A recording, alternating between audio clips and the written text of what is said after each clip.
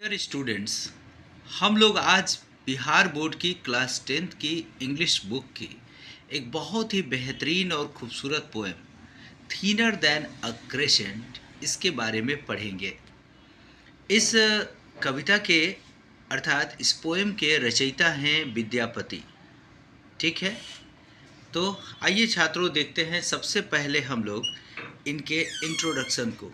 Right, the name of the poem is thinner than a crescent, composed by Vidyapati. Let's see. Born in the village of Bisapi, इनका जन्म विशापी नामक गांव में हुआ था। ये विशापी आप देख पा रहे हैं जो कि मधुबनी में है। बिहार के मधुबनी जिले के विशापी नामक गांव में इनका जन्म हुआ था, on the eastern side of north Bihar. ठीक है, eastern side of north Bihar का मतलब हुआ कि उत्तरी बिहार के पूर्वी छोर पर स्थित मधुबनी नामक जिले के बिशापी नामक गांव में विद्यापति जी का जन्म हुआ था। ठीक है, Vidyapati is well known for depicting the pangs of separation in the well known tradition of Jayadeva. ठीक है, विद्यापति प्रसिद्ध हैं चित्रित करने के लिए अलगाव के दुख को या जुदाई के गम को एक बहुत ही प्रसिद्ध परंपरा में जो जयदेव परंपरा से संबंधित है।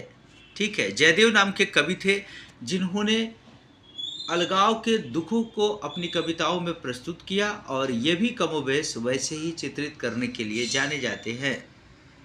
His love songs recreate and reveal the world of Radha and Krishna. उनकी जो लव सॉन्ग्स हैं वे प्रकट करती हैं या फिर से हमारे सामने प्रस्तुत करती हैं एक ऐसी दुनिया जो राधा और कृष्ण से जुड़ी हुई है। ठीक है, राधा और कृष्ण के लव स्टोरी को कहीं ना कहीं से ये रिवील करती हैं इनकी कविताएं। The major love figures of Indian mythology and literature. और जैसा हम सभी जानते हैं कि राधा और कृष्ण एक बहुत ही प्रमुख लव फिगर्स रहे हैं जहाँ तक हमारी भारतीय पौराणिक कथाओं और साहित्य का प्रश्न है। हाउएवर, हालांकि while Jayadeva's poem celebrates Krishna's love and pays comparatively little attention to Radha the woman, Vidyapati is primarily concerned with the intense passion of Radha's love. एक बहुत इंटरेस्टिंग बात है जो यहाँ पे आपको समझना चाहिए। जहाँ एक और जयदेव की कविताएं सेलिब्रेट करती है कृष्ण के प्रेम को और राधा द वुमन पर उनका कम अटेंशन होता है, वहीं दूसरी ओर विद्यापति प्रमुख तौर पर किससे संबंधित है, बहुत ही इंटेंस पैशन शो करते हैं राधा के प्रेम को लेकर।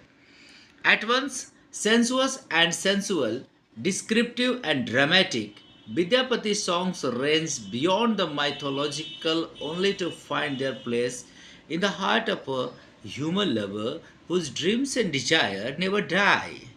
Right?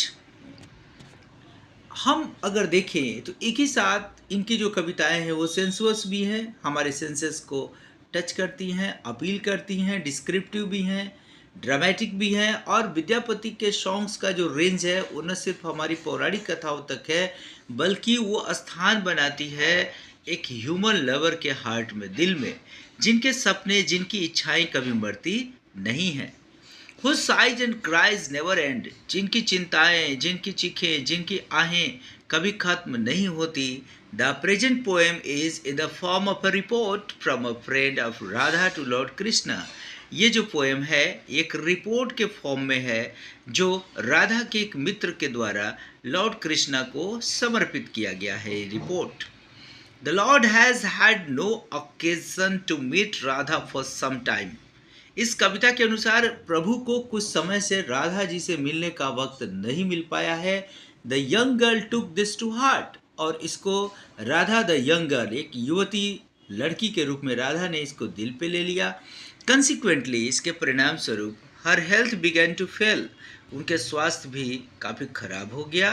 Greatly concerned over this condition of Radha, Radha के इस हालत के ऊपर काफ़ी चिंतित होने के पश्चात द एनोनिमस फ्रेंड, एनोनिमस का मतलब होता है अज्ञात, एक अज्ञात जो मित्र हैं, रन्स टू लॉर्ड कृष्णा, दौड़ कर जाती हैं लॉर्ड कृष्णा के पास, टू रिपोर्ट दिस, इसके बारे में उनको बताने के लिए कि अभी राधा की हालत क्या है। ठीक है, आइए देखते हैं इस कविता को। Thinner than a crescent, poem का नाम है। क्रेसेंट का मतलब होता है अर्धचंद्राकार या चाप जैसी आकृति, या फिर आप कह सकते हैं कि जो दूज के चांद होता है ना, जो काफ़ी आकार में पतला होता है, यहाँ पर उससे भी पतला। थीनर एक कंपैरेटिव डिग्री है, और जब हम दो पर्सन या ऑब्जेक्ट्स को कंपेयर करते हैं तो थीनर का इस्तेमाल करते हैं। यहाँ पर राधा की तुलना क्रेसेंट से की गई है, यानी कि वो जो अर्धचंद्राकार होता है चांद, जो जितना पतला होता है, राधा को यहाँ पर उससे भी पतला बताया गया है। देखिए पोएम कितनी खूबसूरत है। हर tears carved a river, Radha इतने आंसू बहाई कि एक नदी सी बन गई। And she breeds on it's bank, ऐसा लगता था मानो वो इसके किनारे पर बैठकर विलाप करती हूँ, लगातार उस दुखद पलों के बारे में जो जुदाई से रिलेटेड है उसको सोचती हूँ। हर्ट एंड कंफ्यूज्ड, और पूरी तरीके से हर्ट है। हर्ट का मतलब एक तरीके से बहुत चोट पहुँचना, और कंफ्यूज्ड का मतलब भ्रमित। ठीक है, ये कृष्ण से जुदाई का इनको इतना जोर का झटका लगा है कि वो दिन रात बस उन्हीं के बारे में सोचती रहती हैं, रोती रहती हैं और बिल्कुल ही भ्रमित रहती हैं। वो नहीं समझ पाती कि हमें क्या करना चाहिए और क्या नहीं। आगे जो रिपोर्ट उनके फ्रेंड हैं वो बताते हैं कि you ask her one thing, she speaks of another. आप राधा से एक बात पूछते हैं और वो इतनी कंफ्यूज हैं कि वो दूसरी बात बताती हैं। हर फ्रेंड्स बिलीव, उनके दोस्तों को ये पक्का यकीन है, that joy may come again, कि राधा के जीवन में फिर खुशियाँ वापस आएंगी। At times they banish hope, लेकिन कभी कभी, एट टाइम्स का मतलब होता है कभी कभी, वे अपने इस उम्मीद को त्याग देते हैं। बैनिश का मतलब होता है एक्सपेल।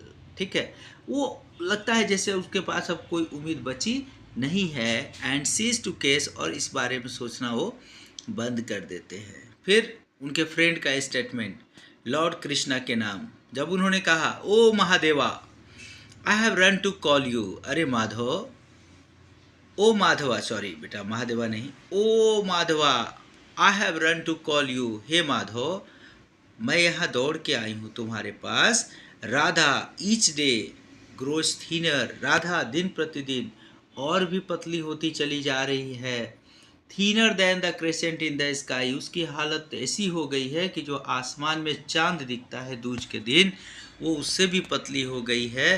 तो आपको उनका ख्याल ज़रूर रखना चाहिए। और इसी के साथ एक छोटी सी लेकिन खूबसूरत सी ये कविता का समापन होता है। I hope you must have enjoyed this beautiful poem.